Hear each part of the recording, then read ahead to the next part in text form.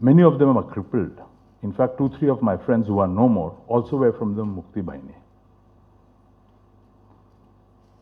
But in this era of 2024, yes, that quota system may not be applicable anymore. Why? Because of population boom. And there are some class of political people who think that no, they shouldn't have it. Now, there are reasons why quotas are given. For example, yes, you have the SC, ST, OBC quota.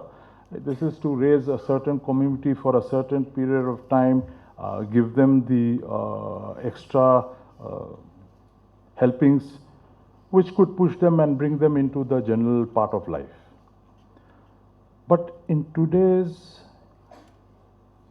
era, that is not accepted by many. Why? Because, like I said, the population has boomed, not only in India, but in Bangladesh. So the protests came from the students. They didn't accept it. Yes, I don't blame them also. Everybody is striving hard to become somebody in their own platform, in whatever we are venturing out for.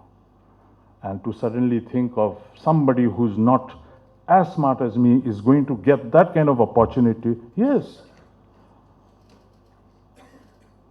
it's not right.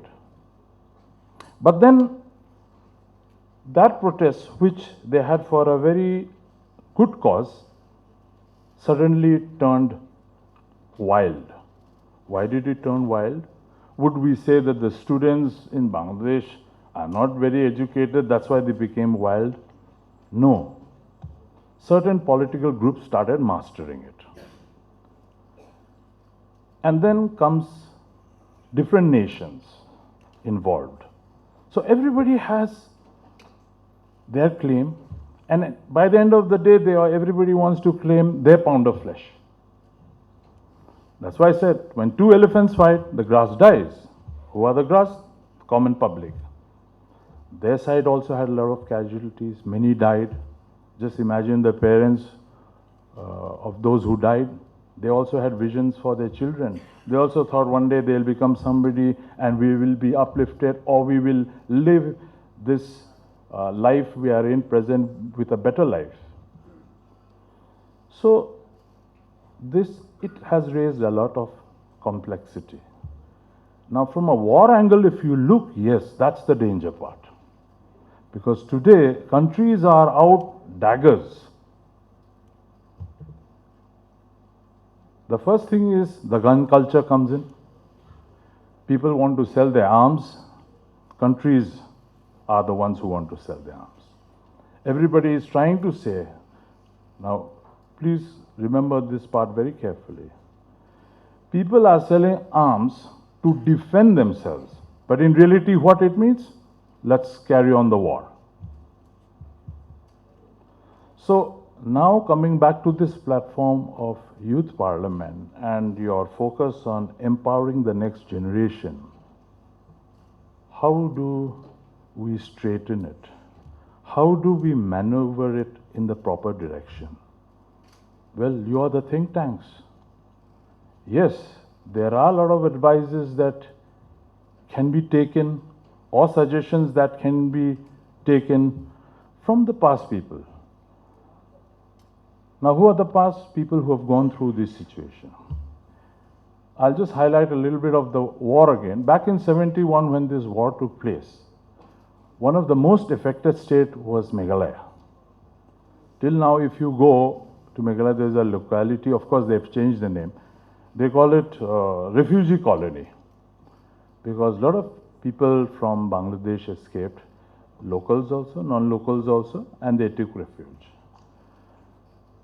The country that gives refuge is initially considered a country with a big heart.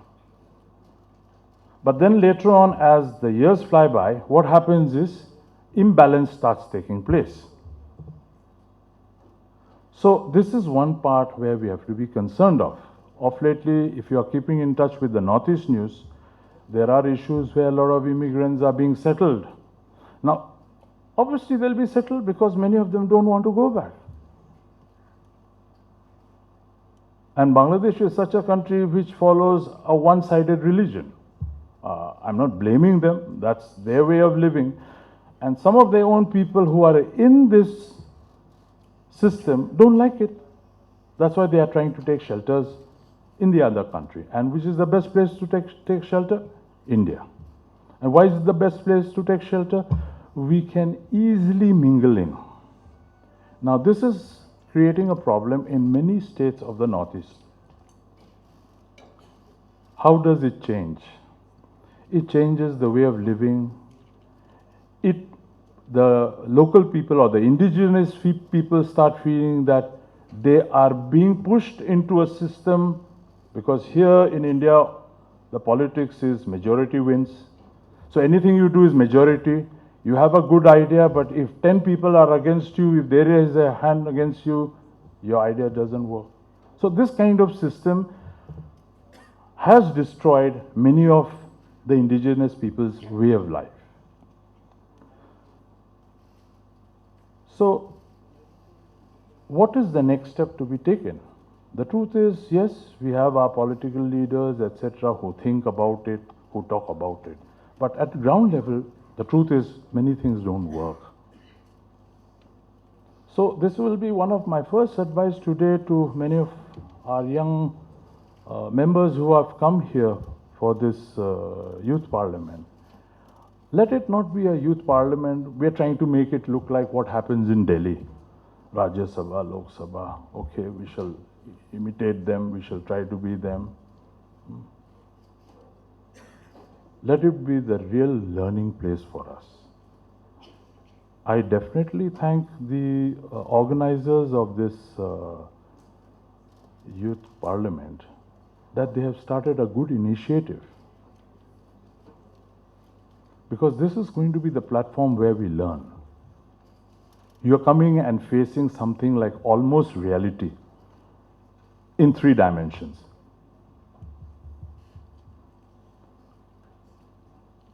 So, in the Bangladesh context again, the lives of the Northeastern people is definitely changing. Why is it changing? You have people come in who share a limited source of food, who come and share a limited source of water. Okay? When migrants come in, they don't come in pairs. They don't come 1, 2. They come by the thousands. Initially, government takes care, but how long can government take care of them? Because they are already catering to a limited resource of food for a limited kind of people. We don't mind having guests at home, 1 or 2, but if you're going to have them in 100 numbers, then it becomes a problem to the family. I think you can understand what I mean. So, this is one big issue and topic right now in Northeast, and this creates a lot of disharmony in terms of work. You may hear in some states, migrant workers not allowed to. Yes, because the local laborers don't find work. Some of them are ready to work at half the price of what these people are working. You all know, I think, in your own states where how much is your part of the labor pay they get in a day. Now that is cost is going down half. So that is how it affects. So I'm sure today also you will continue your discussion of debate. So I'm giving you a first-hand information in the present situation, in the present moment. I would definitely ask and request all of you to ponder into it, to think more into it, that, acha, this is what is happening. News is giving a lot of things, but news also paints sometimes rosy pictures. Now, especially in the medical field, no, nobody gets. Even the local people at the borders don't get good medical facilities. Forget the migrants. But then when migrants come in, what to do? The security system, the administrative system has to render extra services to them because they are migrants. In the name of war, so they don't get scattered, food is given. Medical services are given because they belong to another country. Like the same way the ex-Prime Minister, I think, I don't know, I'm not too sure about this side. Is she still in the country? Any idea? Sheikh Hasina? I beg your pardon? She's in New Delhi. See. Now, it's okay, we give shelter, that's good, they have their issues. But she's a particular VVIP. But there at the border, you have so many non-VVIPs. And at the same time, our own fellow country people. So this is the actual situation at that place, which I wanted to share with you all. Secondly, my part of the topic is, since this is the main theme is empowering the next generation. Now, I asked myself this morning, I'm going to speak among the younger group. Many of you are my sons and daughters' ages. As I give advice to them, I thought, no, I will also share and give my advices.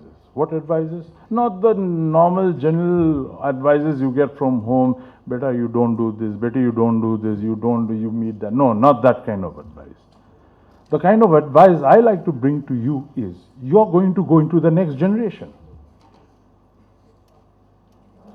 You have 40 or maybe 50 also plus good days in your hands now. You are living in a present condition